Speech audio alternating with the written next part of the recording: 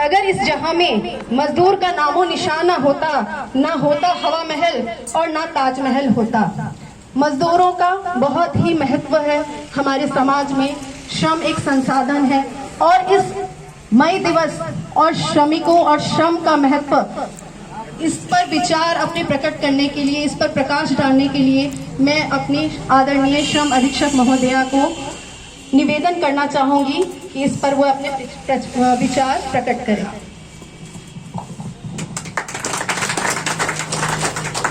यहाँ उपस्थित सभी श्रमिक बंधु, हमारे पदाधिकारी गण और ट्रेड यूनियन से आए हुए जितने भी प्रतिनिधि हैं,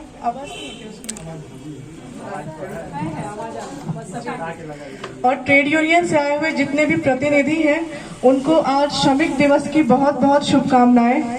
आज श्रमिक दिवस के अवसर पर मैं दो पंक्तियां आपके सामने रखना चाहती हूं कि दोनों मजदूर अपने अपने घर से चल पड़े हैं। एक बस्ता लेकर निकले हैं और एक लैपटॉप लेकर निकले हैं।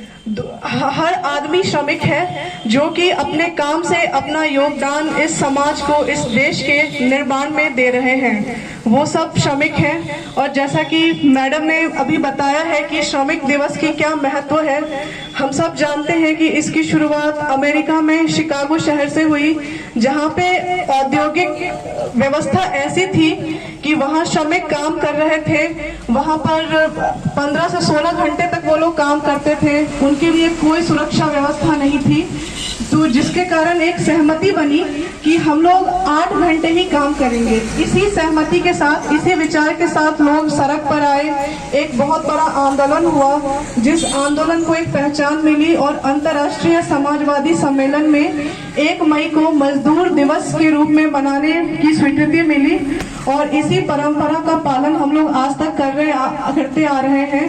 इसी को आगे बढ़ाते हुए भारत में 1923 में श्रम दिवस मनाने की शुरुआत हुई।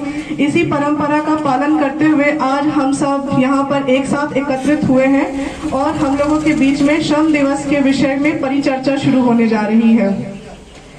इस विषय पर हम लोग एक और बात रखना चाहते हैं कि हमारा देश, हमारे देश के जो निर्माता हैं, वो लोग शुरू से ही श्रमिकों को लेकर बहुत ही संवेदनशील रहे थे। उनका रवैया बहुत ही संवेदनशील रहा, जिसके परिणाम स्वरूप हमारे संविधान में बहुत सारे नियम ऐसे बनाए गए जो श्रमिकों की सहूलियत के लिए थे। जैसे कि समान काम के लिए समान वेतन, महिलाओं के लिए प्रसूति लाभ, काम का निर्धारण कि 8 घंटे तक ही काम किया जाएगा, बाल श्रमिक और बंधुआ मजदूरी जैसी कुप्रथा को कानूनी रूप से समाप्त करने के लिए यहाँ पे नियम बनाए गए और इसका हम सब पालन करते आ रहे हैं।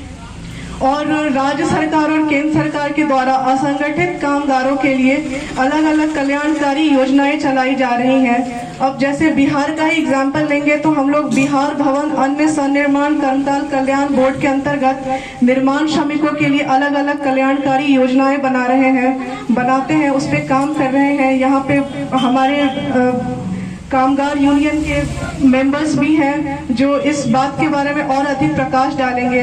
BOCW के अंतर्गत जो भी योजनाएं चलती हैं उसके बारे में हमारे सभी श्रम प्रवर्तन पदाधिकारी आपको इसकी पूर्ण जानकारी फिर से उपलब्ध कराएंगे। बाल श्रमिक के लिए जैसे कि आपने देखा कि अभी अभी हमारी टीम यहाँ से रवाना हुई है। अलग अलग संस्थाओं के साथ मिलकर हम इस कुप्रथा को समाप्त करने के लिए लगातार काम करते जा रहे हैं और अलग अलग नियम बनाए गए हैं, जिसको आपने अभी देखा, समझा और अभी और विस्तृत रूप से हमारे सभी श्रम प्रवर्तन पदाधिकारी आपको समझाएंगे।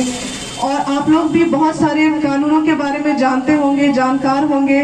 हम लोग की तरफ से हमेशा कोई ना कोई जागरूकता अभियान चलाया जाता रहा है, जिससे कि श्रमिक को उनके योगदान को अच्छी तरह से समझा जा सके, उसके ऊपर और अच्छे तरीके से काम किया जा सके। इसके लिए हमारा विभाग, हमारे पदाधिकारी, प्रखंड स्तर पे जो पदाधिकारी है, जो भी श्रम को लेकर के नीतियां बनती आ रही हैं, उसको जमीनी रूप पर उतारने के लिए वो लगातार प्रयासरत हैं, लगातार काम करते आ रहे हैं। हम लोग उम्मीद करते हैं कि हम और आप एक साथ मिलकर श्रमिक के कल्याण के लिए, उनके हित के लिए जो भी योजनाएं बनाई जा रही हैं उसको एक एक व्यक्ति तक पहुंचाएंगे और एक एक व्यक्ति को इसका लाभ मिलेगा। और अपनी बातों को इसी पंक्ति के साथ समाप्त करना चाहती हूँ कि जो श्रम है वही परिश्रम है। भगवान कृष्ण की माने तो परिश्रम ही कर्म है, कर्म ही जगत का विधान है और ईश्वर का एकमात्र संविधान है। धन्यवाद।